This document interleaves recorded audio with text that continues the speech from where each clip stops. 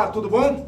Estamos começando o Especialize, um programa onde o foco é você. Mais um empreendimento do Grupo C Educacional voltado a disseminar o conhecimento e trazer para você muito conteúdo de qualidade. E para abordar esses conteúdos de qualidade, estamos trazendo os grandes profissionais com muita experiência de mercado. Profissionais que têm muita vivência para passar para você. Porque cada vez mais o mercado de trabalho exige pessoas que, além do conhecimento teórico, ele tenha muito conhecimento prático. Isso, a trabalhabilidade vem do conhecimento prático, da sua capacidade de resolver problemas. E é essa a proposta do nosso programa.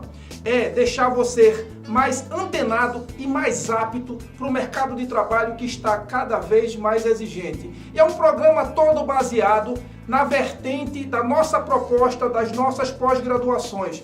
Pós-graduações que atuam com profissionais de extrema referência no mercado, profissionais com muito conhecimento, que todas as avaliações são através de estudos de casos reais, estudos de casos vivenciados por esses profissionais.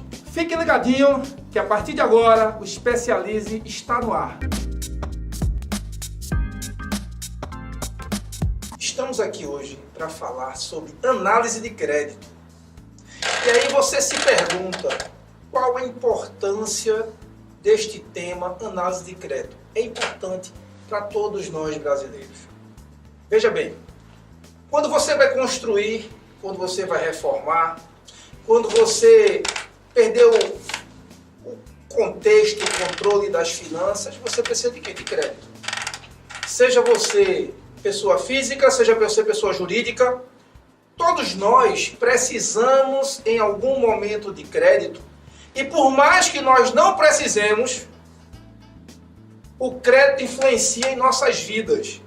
Seja como autônomo, seja como funcionário, seja como empresário, empreendedor. O crédito faz parte do nosso dia a dia.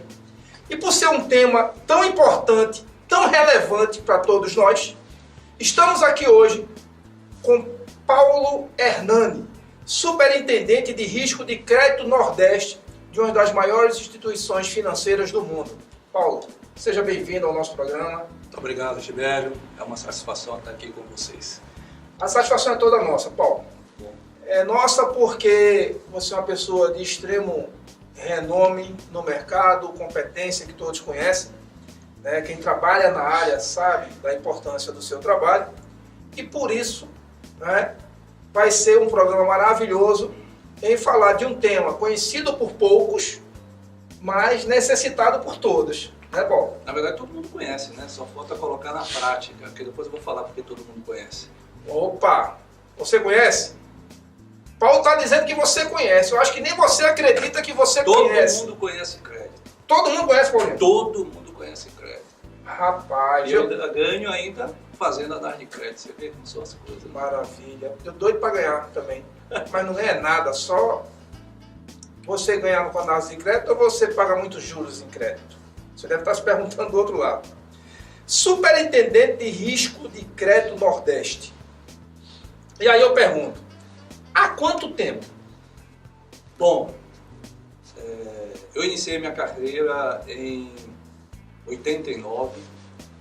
Comecei entrando numa instituição financeira, olhando um aviso na faculdade, no meio da faculdade, né? A instituição financeira recruta.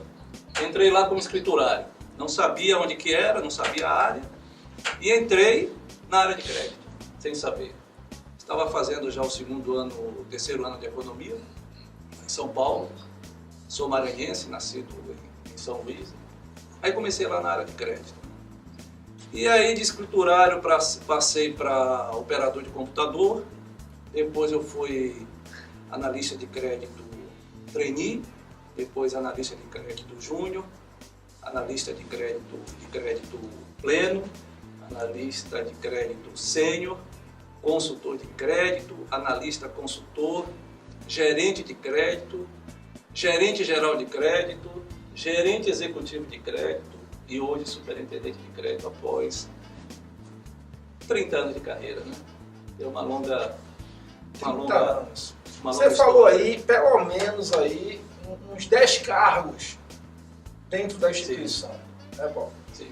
E aí me vem duas questões na cabeça pertinentes. Primeiro, você falou que é maranhense Ludovicense, nascido em São Luís, né? e foi para São Paulo pra São trabalhar, Paulo. estudar e trabalhar. Exato. Só isso já é uma mudança drástica na vida de uma pessoa. E o que isso influenciou para você? Não, isso aí influenciou muito, até porque na década de 80, né, o mercado era muito restrito e tinha um barrismo muito grande, né, um preconceito muito grande na época dos nordestinos, né, que estavam lá imigrando para a região sul e sudeste. Né, isso é natural. E do ponto de vista você acadêmico, maranhense, nordestino, entrar, né, numa grande instituição financeira e você fazer carreira lá dentro pelos seus esforços, pelo seu mérito, pela sua competência, né? Porque eu falo que na instituição privada a gente não se promove, né? Quem promove a gente são as pessoas, né? Nosso chefe. Diferente no ambiente de trabalho onde nós somos empreendedores, é onde a gente fala o cargo que a gente quer, onde que a gente vai estar. Na instituição privada não, na instituição privada você tem um chefe, sempre é assim, e este chefe que promove. Então ao longo desse tempo todo, devo ter tido os méritos, né? Porque ao longo desse tempo eu estou aí, onde eu estou, né? Mas assim, é uma gratificação muito grande a gente sair do Nordeste há praticamente 30 anos atrás e fazer uma carreira na região Sudeste, onde é promissora hoje, ou foi, né? Hoje está muito mesclado aí praticamente em todo o país. Muito bom isso aí. E aí você falou dois pontos importantes para a gente entrar nessa questão, dessa construção dessa carreira. Quando você fala diversos cargos que você falou, que passou, galgou, e você falou outro ponto extremamente importante. Né? Você falou que quem promove a gente numa instituição privada é o nosso chefe. E eu escuto continuamente de vários empresários, executivos, diretores de empresas, a dificuldade que se tem hoje dessa leva de profissionais mais jovens, que nós chamamos de geração Y, de entender e aceitar isso. E você deve ter muitos subordinados nessa faixa etária de idade. É diferente na instituição que você trabalha ou realmente isso é um problema generalizado, Paulo, para você? Não, de entender que existe uma escala, um tempo de maturação, de aprendizado. Tem duas situações. O tempo de maturação da pessoa que estou preparado para... Ninguém está preparado para assumir o próximo desafio, porque você não conhece o próximo, certo? A gente sempre fala isso. E numa instituição privada não se deve promover como outros lugares, né, que fala por tempo de casa, não, e sim por capacidade. Então você não tem como auto se promover. Então assim, você está preparado. A segundo ponto tem a vaga para eu poder estar lá. E aí a gente tem que brigar por ela, assim como uma pessoa briga, como outras, brigando no bom sentido, né? Acho que de uma forma ética, tudo isso faz parte da concorrência, né?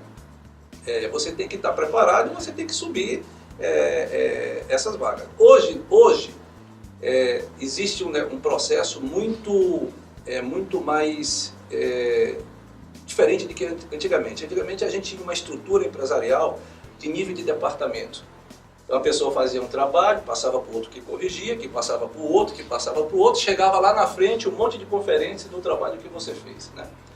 Então esse era um nível de departamento. Hoje com as empresas praticamente globalizadas e elas atuando em diversos lugares do país, existe uma questão também de mobilidade. Isso me ajudou muito, porque o primeiro salto que eu tive, quando eu estava como analista pleno, foi ter saído de São Paulo em 98 e fui para Belo Horizonte, também pelo banco, certo? Então eu fui para Belo Horizonte, aí em Belo Horizonte você está mais no mercado, passa a conhecer outro mercado, passa a ter outras experiências, e aí daí você vai para outro estado e você vai indo. Então um grande salto que eu tive na minha carreira foi ter a questão da mobilidade, aonde você tem um leque hoje muito grande para você atuar. Tanto que as pessoas que entram hoje na minha área, hoje não, né? Mas há 6 meses atrás eu entrevistei um estagiário que falei, a primeira pergunta é, você tem mobilidade? Claro, após os estudos, eu falo, vou para qualquer lugar do Brasil, onde tiver uma cadeira para sentar. Certo? Então isso já ganha um ponto muito grande hoje, quem quer realmente uma sessão na sua carreira. Certo? Mas, Paulo, eu também acompanho muito, é muito natural o candidato a uma vaga, né? Ele sempre dizer que está apto e disposto a. E depois de um período, uns sim, outros não, pela sua expertise. Eu tenho certeza que quando você fala aqui um caso desse, é porque você detectou que aquela pessoa estava realmente falando a verdade. Como é que a gente sabe se a pessoa diz, não, eu estou disposto, eu sou apto a me mudar a hora que quiser, e não, ele está falando, ele vai fazer isso depois que estiver aqui dentro? Então, aí não tem como a gente prever isso, certo? A gente vai, existem as entrevistas que a gente faz, mas dentro da organização, pelo menos na que eu estou hoje, a gente tem um processo de feedback contínuo, certo? Processo de feedback semestral, oficial, e ao longo do tempo, isso a instituição nos coloca para fazer esse feedback justamente para a gente ajudar a carreira, construir a carreira desse funcionário, certo? De saber aonde que ele tem, aonde que ele precisa ir, quais são os desvios que ele tem hoje, porque uma coisa é o seguinte, quando você combina um jogo com alguém, você parte de duas linhas paralelas, eu e você, certo? Você como funcionário e eu como chefe. Se eu não te falar nada nos próximos 6 meses, a tendência dessa linha paralela começar a abrir ao longo do tempo, e quando chega lá na frente, tem um gap muito grande. Para você trazer esse gap de novo, de construção, de processo, de alinhamento com pessoas, é muito difícil. Então isso tem que ser uma constante conversa de feedback entre gestor e funcionário. Para quê? Para que essa linha, quando a gente combinou o jogo, ela não tenha essa dispersão grande, certo?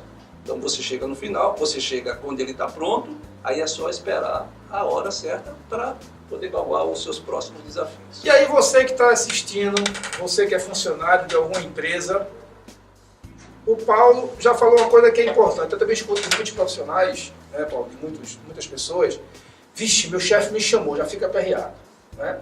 Saiba que isso é um processo natural e salutar. O problema é quando seu chefe não lhe chama.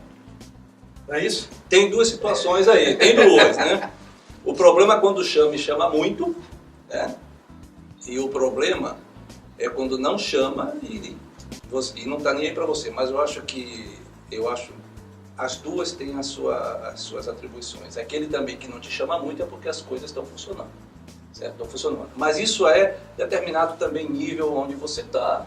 Nível estratégico. Isso, no nível estratégico que você passa a orientação e você segue. Paulo, por falar em nível estratégico, o que faz um superintendente de risco e crédito? Essa é uma boa pergunta. Essa pergunta é de $1 milhão, né? Mas eu vou te falar. Assim, você tem hoje na cadeia do crédito, né? No nível de crédito, você tem 3 pilares, 3 frentes. A gente chama uma frente de admissão. O que é admissão de crédito, né? A admissão é área comercial, vai no cliente, escuta a necessidade do cliente, traz a proposta de crédito e a gente analisa e dá um parecer aprovado ou negado. Certo? Então essa linha de admissão, ou seja, estou colocando o crédito para o cliente.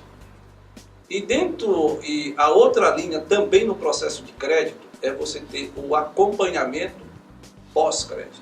A partir do momento do crédito emprestado, crédito dado, eu não falo que é crédito dado, porque todo mundo fala, você vai me dar crédito. Não, a gente empresta, né?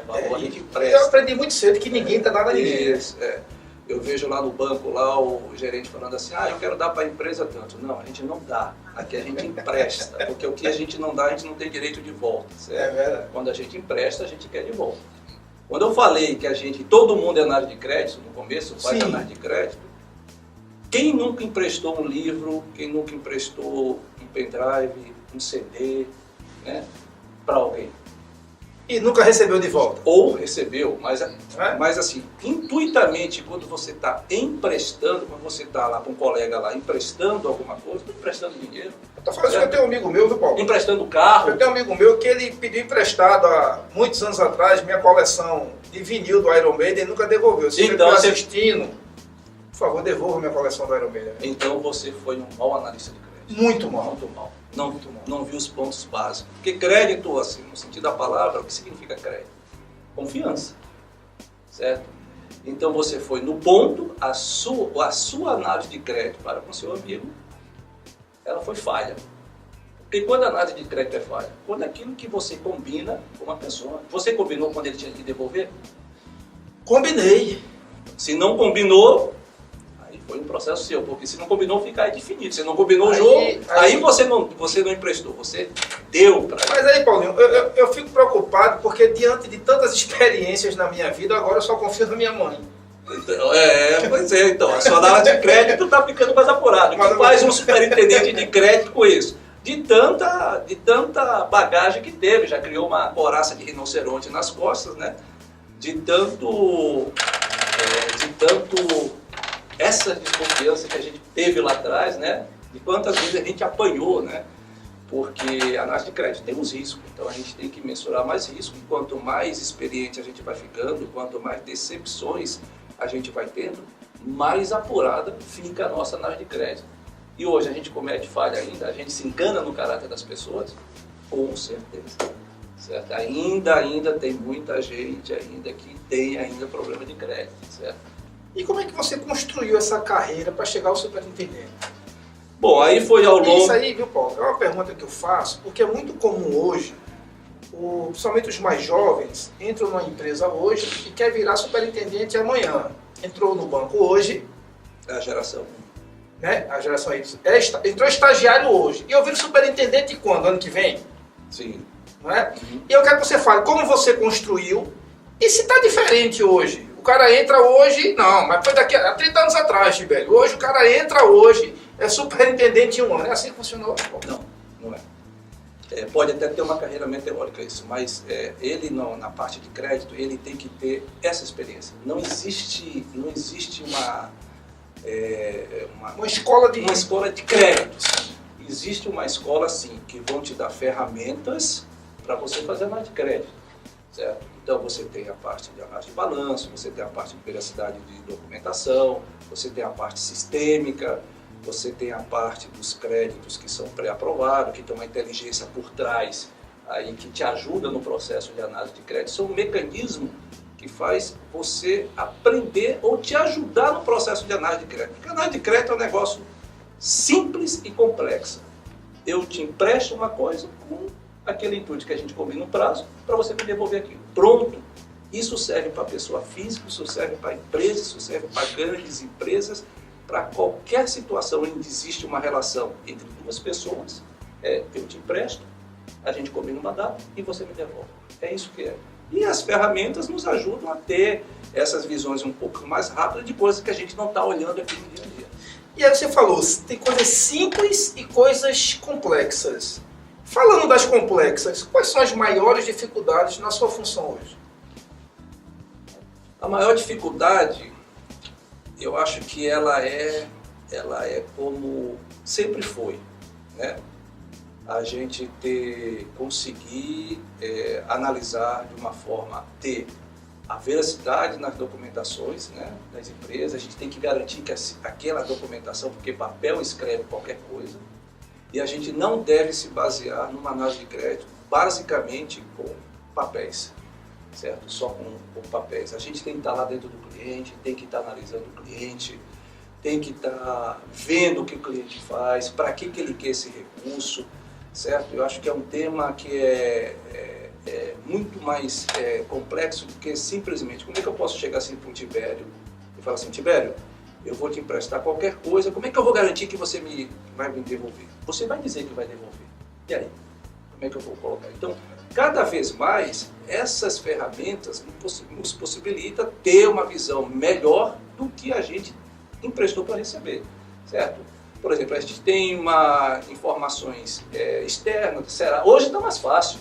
Hoje tem Serasa, hoje tem Google, hoje a gente consegue, das empresas clientes, né, com prévia autorização, consultar as informações do Banco Central, para ver como é que ela está Isso pessoas, quando eu falo pessoas, entendo pessoas físicas e pessoas jurídicas. Tá? como é que as pessoas estão com o crédito, como é que está a tomada no mercado. Então, antigamente, a gente tinha poucos recursos. Hoje você coloca o nome de uma empresa, de uma pessoa, de um sócio, de um empresário, e vê no Google lá se tem alguma coisa que denigre a imagem dele, entendeu? Então, assim, existe ferramenta agora, da parte de complexidade, sempre vai existir, certo? Eu falo que o crédito é o seguinte, é um olho no peixe e outro no gato, sempre. Não vai ser diferente disso. O que vai ter para frente são ferramentas que te possibilitem melhorar, te ajudar no processo de análise de crédito, coisas que você talvez não tenha na hora, porque às vezes você está dentro de uma empresa, como é que você vai saber que aquele sócio, aquele empresário, a empresa não está no nome dele, está no nome de um terceiro, por que está no nome de terceiro? Eu já vi empresas que estão no nome de crianças de 10 anos, 12 anos de idade como contrato social. E aí você pergunta para o sócio, por que tem essa criança? Não, porque já é processo sucessório. Ele não vai te falar, certo? Ele não vai te falar. Ele pode não mentir, ele pode não mentir, mas ele pode omitir, certo? E aí ninguém vai dizer, só uma vez que eu fui numa empresa, engraçado, um fato assim que você fala assim, como é que a gente pode ser um negócio complexo? Só uma vez que eu fui numa empresa, e aí eu perguntei para a financeira, o sócio, o dono da empresa não pôde nos receber e colocou a financeira, né?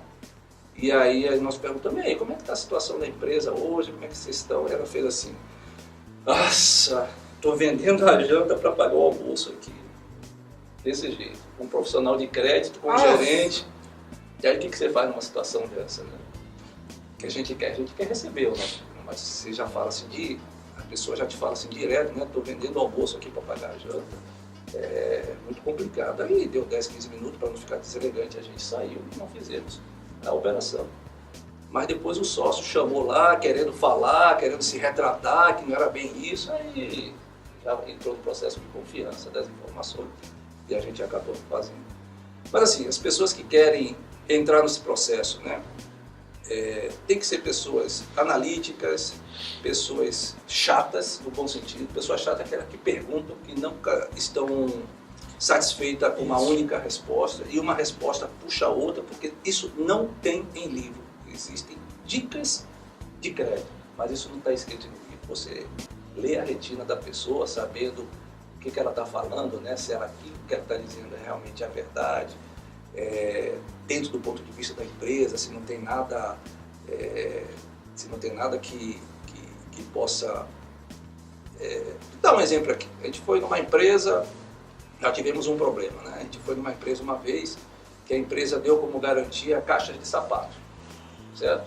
Isso lá atrás. Mas a caixa de sapato com sapato então, mas na hora da experiência, ok, vou colocar a garantia de caixa de sapato, né? E aí o que aconteceu? Quando foi executar a garantia, só tinha caixa de sapato e com o pé só, certo? E muitas das vezes com o pé só. Então, às vezes você entra na empresa com um estoque muito grande, né, de caixas até em cima, então a pessoa tem que chegar, pelo menos dar uma empurrada, olhar o que tem dentro, você não sabe o que tem dentro. Isso. Né? Então, você se deixa vislumbrado,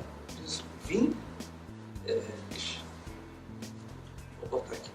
Vislumbrado, exatamente, com o que você está vendo, porque as empresas realmente são bonitas, a gente vê aquele negócio funcionando, a gente sai do mercado financeiro, olha aquele negócio funcionando lá, né?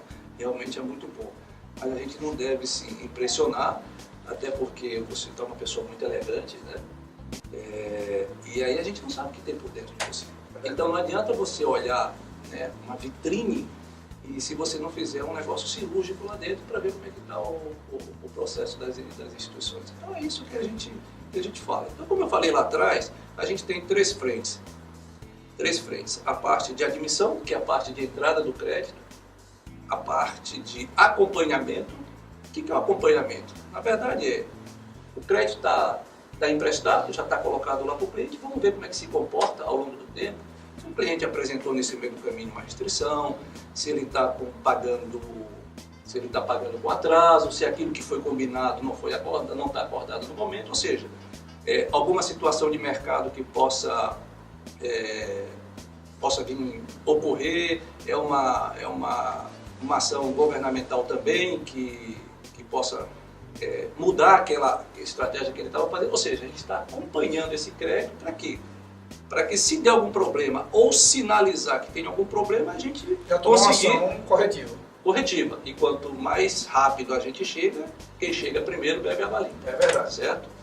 E se tudo isso não aconteceu, aí você vai para o processo de quê? De recuperação. Certo? Aí aquilo de todas aquelas... Falhou no processo de crédito, falhou não. No meio do caminho o crédito foi para o outro lado, se fez a gestão de sinal de alerta, acabou não sendo eficiente, aí foi para o lado de recuperação. Tenta-se negociar o crédito, aí depois até por envolve jurídico no meio e até situações extremas onde vai para a discussão judicial. Então são essas 3 fases hoje do processo de crédito. O que faz o superintendente de crédito? Cuidar dessas 3 frentes. Só isso. Gente, estamos falando sobre análise de crédito. Vocês viram o quanto é importante e todos nós precisamos entender que trabalhamos o crédito. Né? Estamos indo para um breve break. Voltamos já com Especialize, o programa onde o foco é você.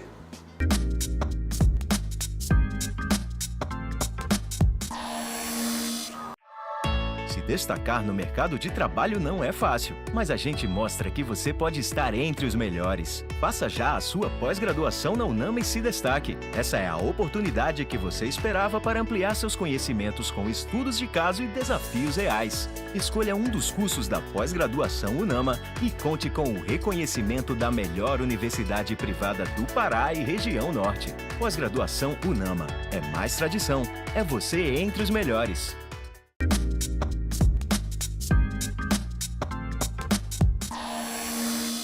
Estamos de volta com o programa Especialize, o programa onde o foco é você. Hoje falando sobre o tema análise de crédito. Né?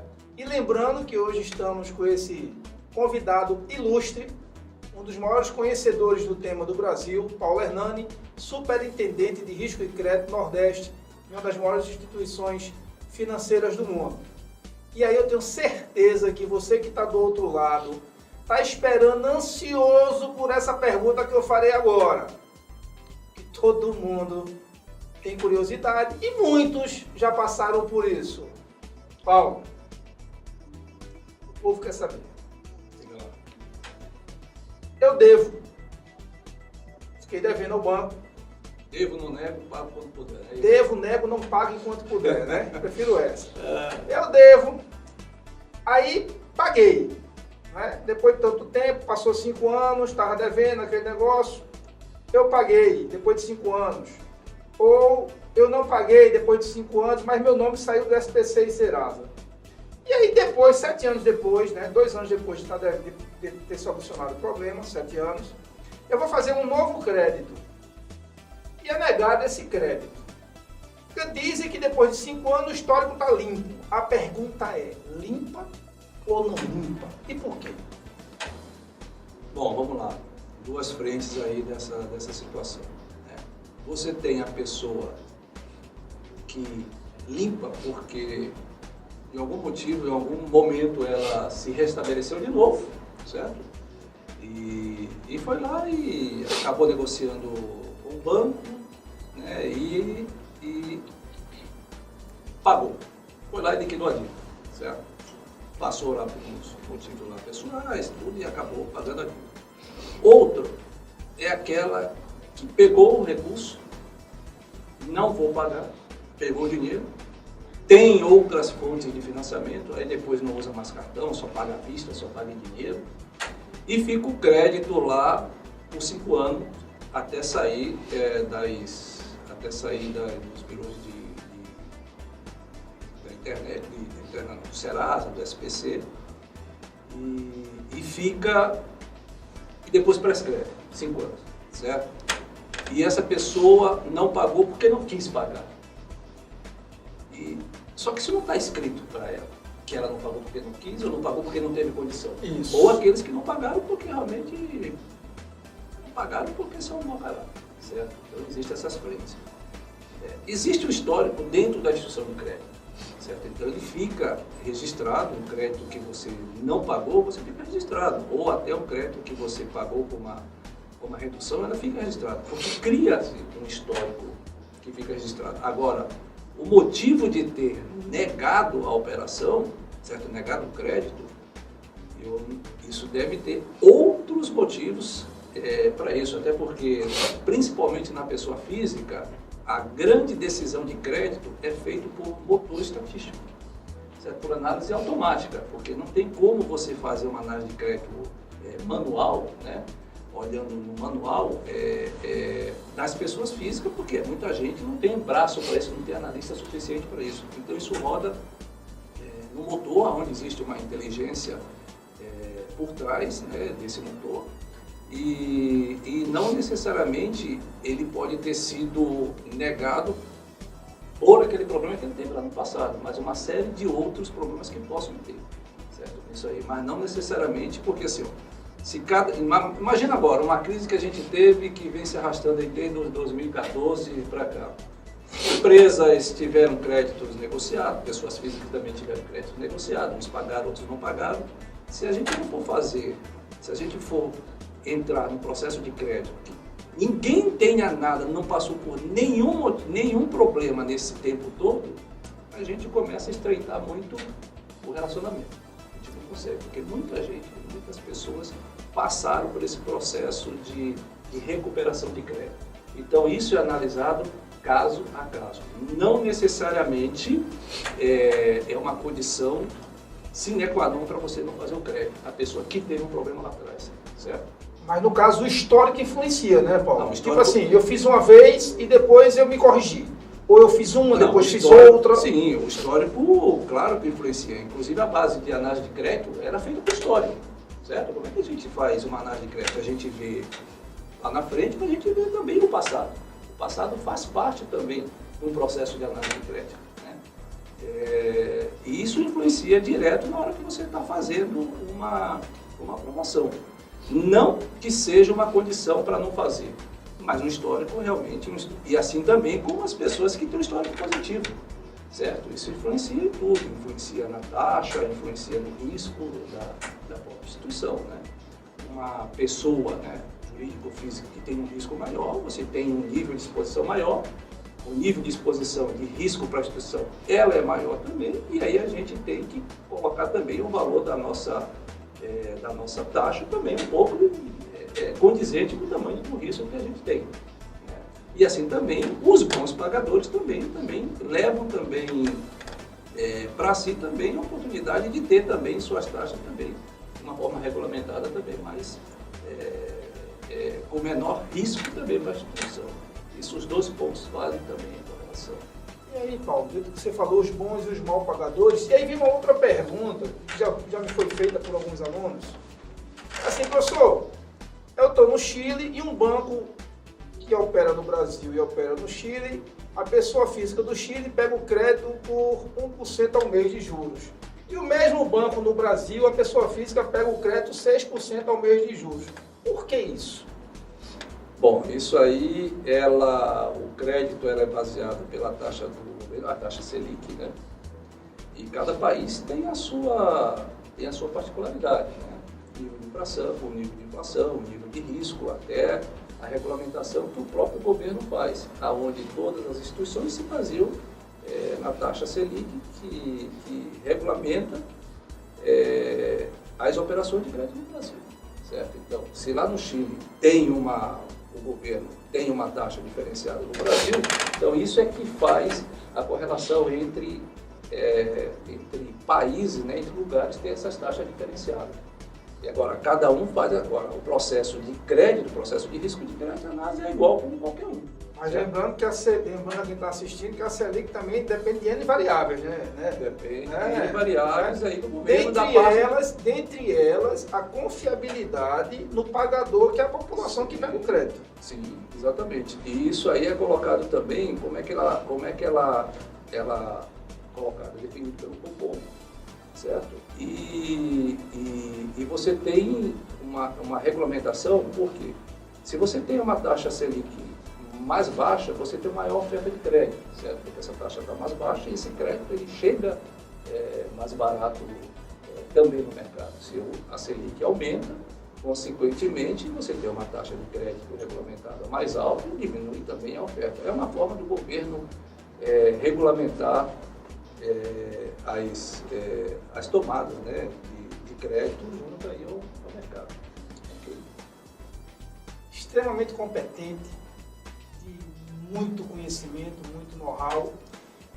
Mas tem um detalhe, eu vejo muito as pessoas dizendo falta tempo, falta tempo. Eu não acredito que a vida de um superintendente norte e nordeste de crédito e risco seja fácil, seja simples, atuando em vários estados. O Brasil é um país continental, mas você ainda tem tempo para um hobby. Para o rock and roll, você tem uma banda de rock. Bom, essa aí... Na verdade, essa não estava no script, né? Não tá, mas assim, a música para mim, eu acho que a gente sempre tem que ter uma válvula de escape, né? Eu acho que o tempo é igual para todo mundo. Uma coisa sábia é que nós temos 24 horas do dia. Isso para qualquer mortal na face da Terra hoje tem 24 horas. Eu tenho 24 horas, você tem as suas 24 horas, né?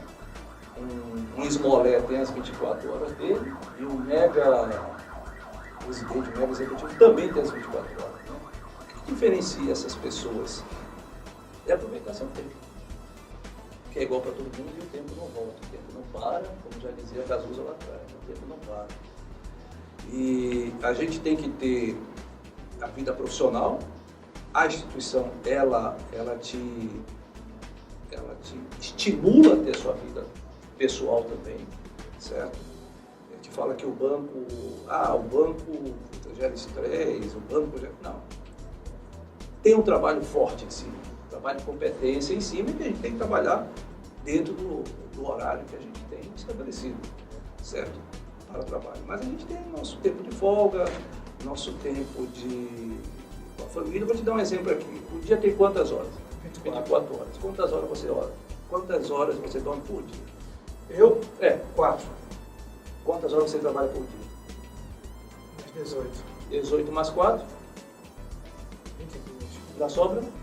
Então, essas duas você pode brincar. É verdade. Então, faça essa analogia, porque a gente tem que ter realmente esse tempo. E o tempo que eu gosto de fazer é o tempo da música, né?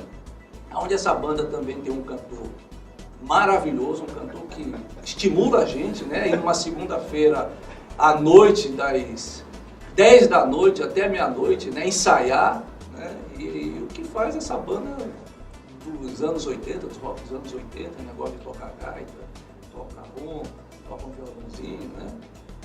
Que o cantor também realmente ajuda, porque uma banda que não tem um cantor bom também, a gente não tem, né? E por falar em cantor, né, está aqui mega vocalista, né, da banda das Antrolas, né, uma banda que toca realmente anos 80, aquela música boa, né, música que a gente tocou aqui na nossa geração, e que muitos de vocês aí também escutam, né, Legião Urbana, Capital Inicial, Barão, Titãs, né?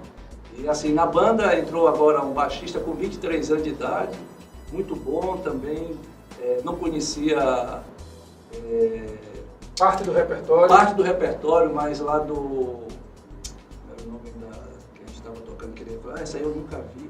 Nenhum de nós. Nenhum de nós, Astronauta de Mármore, essa eu nunca vi, e pra gente é um negócio que foi muito na nossa juventude, mas eu acho que assim, o hobby todo mundo tem que ter, a gente tem que ter esse hobby, é uma válvula de escape, certo?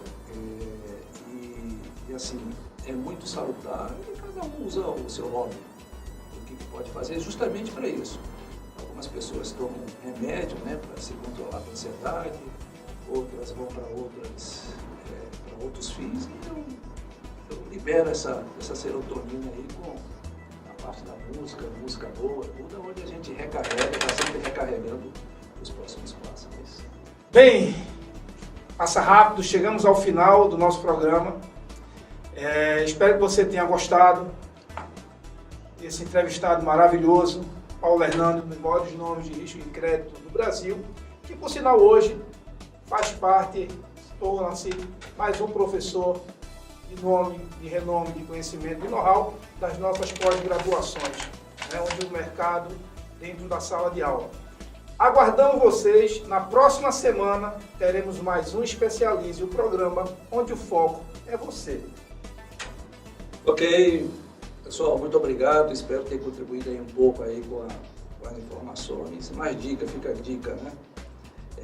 Para quem quer ser bancário e trabalhar na área de crédito, é uma área muito boa, é uma área desafiadora e ao mesmo tempo a gente contribui para o crescimento do país, né? Porque nada mais é o que o banco faz, fazer com que as pessoas e as empresas prosperem. Isso é muito gratificante, a gente vê empresas que começaram com a gente com um cheque especial de R$100 mil e hoje tem um faturamento de perto de 1 bi, certo? E nós como instituição financeira, a gente fez essas empresas aí crescerem, ter uma participação social muito grande, gerador de impostos, de fazer com que as coisas cresçam de uma forma sustentável. Assim, é muito gratificante a gente ver as pessoas evoluírem. Isso aí está no DNA de um profissional de crédito. Agradeço a Tibéria aí pela oportunidade. Com certeza a gente vai fazer essa banda cada vez melhor. Vamos embora. Muito obrigado. Até a próxima semana.